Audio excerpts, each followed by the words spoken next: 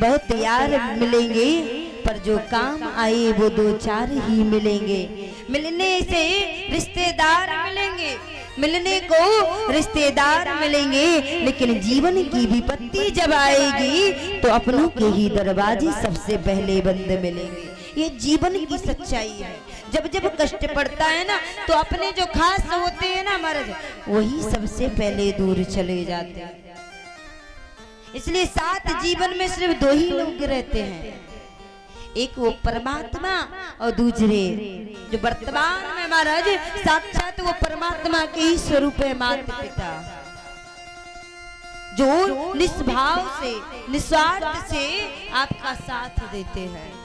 आज ये सूर्पनखा आई महाराज शरीर को देख कर, शरीर की सुंदरता को देखा और राम जी से जाकर के कहने लगी कि आपके जैसा संसार में मुझे कोई मिला नहीं, और आप भी सुंदर हो लेकिन उतने नहीं, थोड़े बहुत हो, लेकिन फिर भी तुम संग पुरुष न मौसम नारी, यह संजोग विधि रचा विचारी। क्या करिए, संजोग का रचा हुआ है ब्रह्मा जी का। ब्रह्मा जी ने सोचा ये हमने कब रच दिया महाराज। ये राम जी से कह रही है कि आपके समान कोई पुरुष नहीं है सुंदर, और मेरे समान कोई नारी सुंदर नहीं है, इसीलिए आप हमसे विवाह कर लीजिए। अब जैसे ही राम जी से कहा, राम जी ने हाथ जोड़कर कहा सुंदरी आप हो कौन? और आज ये कहती है सूर्पनखा रावण की बहनी, मैं सूर्पनखा दशानन की बहन हूँ। सूर्पनखा रावण की बहनी, दारुण दारुण जैसे अहनी, जय सिया राम जय सिया राम, जय सिया राम जय सिया राम, जय सिया राम जय।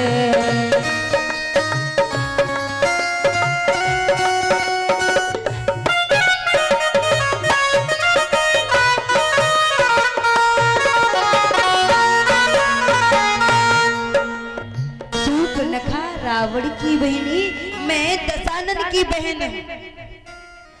अब देखिए सूर्पनखा महाराज राम जी के समक्ष खड़ी है, लेकिन परमात्मा ने एक नजर भर के भी नहीं देखा। किसी ने कहा क्या परमात्मा एक नजर देख भी नहीं सकते थे उसे? और परमात्मा को जो देख ले महाराज, ये वास्तविक वो रीजना बनता है महाराज, जी जाएगा वो परमात्मा है। यदि हम संसार की सुंदर वस्तु को देख लें तो महाराज ये मन खिंचा चला जाता है और उसे देखने के लिए चले जाते हैं कि नहीं? हाजी कि ना जी, समझ आ रहा है ना मेरी बात? हम जो कहले वानी बुझा दुआ हाजी बोलो जय श्री राम। और सुंदर वस्तु को देख करके हम पहुंच जाते हैं। और सोच के देखिए, यदि वो परमात्मा सामने आ जाए तो क्या हम उसके दीवाने नहीं हो सकते? स्वाभाविक है, वो तो स्वाभाविक कि हम उनके दीवाने हो ही जाएंगे। और सूर्पनखा भी परमात्मा को देख करके दीवानी हो गई और क्या कहने लगी, आप मुझसे विवाह कर लीजिए। लेकिन राम जी ने एक नजर भी नहीं देखा। क्यों? भगवान ने कहा यदि मैंने इन नजरों से इसे देख लिया तो फिर मैं उद्धार नहीं कर पाऊंगा, और इसे इन्हीं नैनों से देख लिया तो प्रेम हो जाएगा, और जब प्रेम हुआ तो फिर उद्धार नहीं कर सकते। ये सूर्पनखा महाराज। और जब कहने लगी तो परमात्मा बात किसकी ओर देख करके करते हैं? सीत है चित है, मानसकार दर्शन करा रहे हैं कि मैया जानकी की ओर देख करके और सूर्पनखा से बात कर रहे हैं। सीत है चित है करी प्रभु बाता, अहि कुमार मोरी लग जाता, जय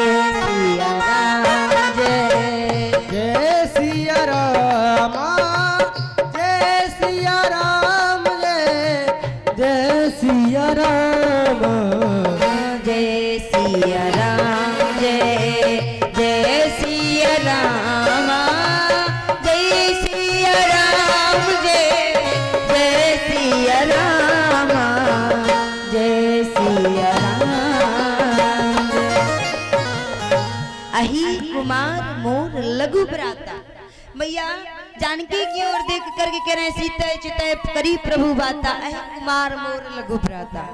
अहि माने होता है सर्प और लघु माने होता है छोटा। क्या कह रहे हैं? अहि कुमार मोर लघु भ्राता, यानी मेरा विवाह तो हो गया लेकिन अभी मेरा छोटा भाई अभी उनका विवाह नहीं हुआ। अच्छा, किस किस को पता है कि लक्ष्मण जी का विवाह हुआ या नहीं? किसे पता है? हुआ क्या नहीं? अच्छा जरा हाथ उठाओ, किसको पता है कि विवाह हो गया लक्ष्मण जी का? बस इतने ही लोगों को बताइए महाराज। अब आधे लोगों को यही मालूम नहीं कि लक्ष्मण जी का विवाह हुआ या नहीं हुआ। अब सोच के देखिए, कथा में बैठे हैं ना और कथा सुन रहे हैं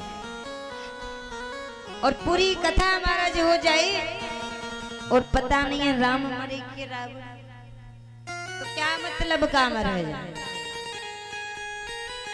एक बात है बताएं, इसीलिए मैं पूछती हूँ ना पर ध्यान से यदि आपको समय मिला उस परमात्मा की शरण में बैठने का, तो महाराज एक दो ही चौपाई हृदय में बिठा लीजिए, जीवन का कल्याण हो जाएगा।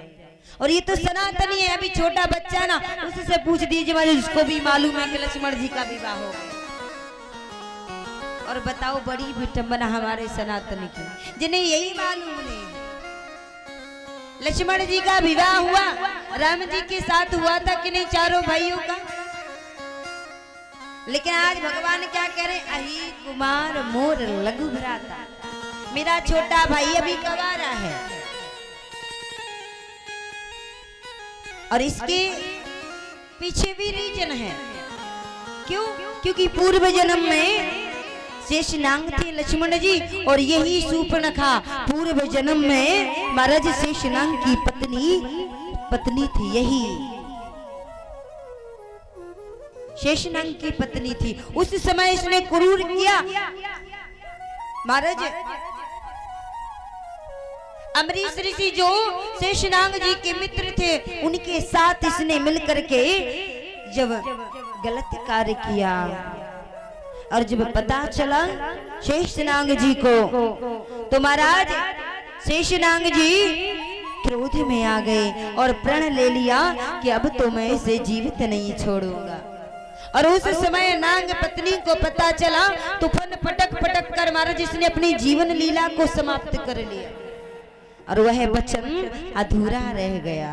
आज वही वचन को पूरा करने के लिए राम जी ने कह दिया, अहि कुमार मोर लघु भ्राता, अभी मेरा छोटा भाई कवारा है, विवाह नहीं हुआ। और ये शूर्पणखा लक्ष्मण जी के पास पहुंची।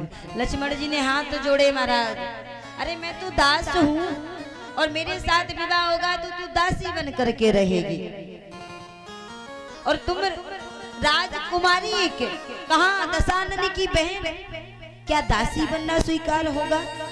ये फिर लौट गई महाराज राम जी के पास और ये फिर लौटी तो फिर पुनः आई। अभी तो इसे बड़ा क्रोध आया कि और कहने लगी जानकी के पीछे ही मेरा अपमान हो रहा है, और जब जानकी ही नहीं रहेगी तब तो अपनाओगे।